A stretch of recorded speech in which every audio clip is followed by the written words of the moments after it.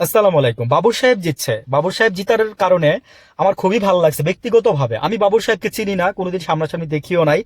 উনি যখন জেলে গেছিল তখন থেকে ওনাকে আমার ভালো লাগে। উনি যখন স্পাইক করা চুল, হ্যাঁ, ওই যে আমরা যখন বড় হই তখন থেকে দেখতাম ওনাকে, এবং ওনার সময়ে ওই স্টাইলটা ছেলে পেলে দিত, স্পাইক করতো, চুল স্পাইক করতো, ঠিক আছে, জেল দিয়ে চুল স্পাইক করতো। তো বাবুর সাহেবকে তখন থেকে দেখে আসতেছে, এবং তখন থেকে তাকে আমার ভালো লাগতো। কেন লাগতো বা এটা আমার ব্যক্তিগত বিষয়। ভালো লাগার পিছনে কিছু অবশ্যই কারণ আছে, আমি আমার অনেকগুলো ভিডিওতে বলছি, দুই একটা ভিডিওতে বাবুর সাহেবকে নিয়ে আমি বলছি। বাট কেন ভালো লাগে সেটা আমার ব্যক্তিগত বিষয়। তারপরে আমি আবার একটু বলে যাই, বাবুর সাহেবের আজকে একটা মেয়ে, বাবুর সাহেবের মেয়ে দেখলাম যে, আমি কেন তারপরে এখানে বলবো, বাবুর সাহেবের মেয়ে, হ্যাঁ, ওনার মেয়ে বলতেছে যে বাবাকে দেখছি যে এরকম এরকম, বাবা সৎ ছিলেন সব সময়, বাবা আপনার অন্যায়ের সাথে কখনো আপোষ করতেন না, হ্যাঁ, বাবা মানে জিতছে এরকম বলছে, কিছু কথাবার্তা বলছে। তো বাবর সাহেবকে আমার কেন ভালো লাগে সেটা আমি আপনাদেরকে বলি।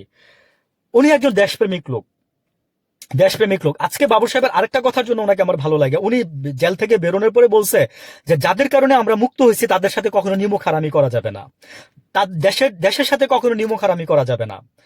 আসলেই তো বাবুর সাহেব, এই যে আজকে খালেদা জিয়া, হ্যাঁ, এই যে আজকে তারেক যে লন্ডন থেকে আসছেন, আপনারা কাদের জন্য আসতে পারছেন?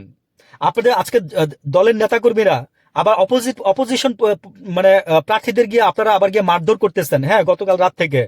This is not fair. বাবুর সাহেব, আপনারা কোথায় আছেন? এদিকে আজ শুক্রবার ফেব্রুয়ারি জুম্মার নামাজের পর সাংবাদিকদের সাথে স্বরাষ্ট্রমন্ত্রী বিষয়ে লুতুচরণ অতীতের আমি কোনো কিছুই চাইনি। এই যে দিস ইজ দ্য পয়েন্ট, যে কারণে আমার আরো ওনাকে আরো ভালো লাগে। অতীতে উনি কোনো কিছু চায় না, এখনো চায় না। উনি দল চাইলে মন্ত্রিত্ব দিবে, নাহলে দিবে না। দীর্ঘ আপনার 17 বছর উনি কারাবাসে ছিলেন।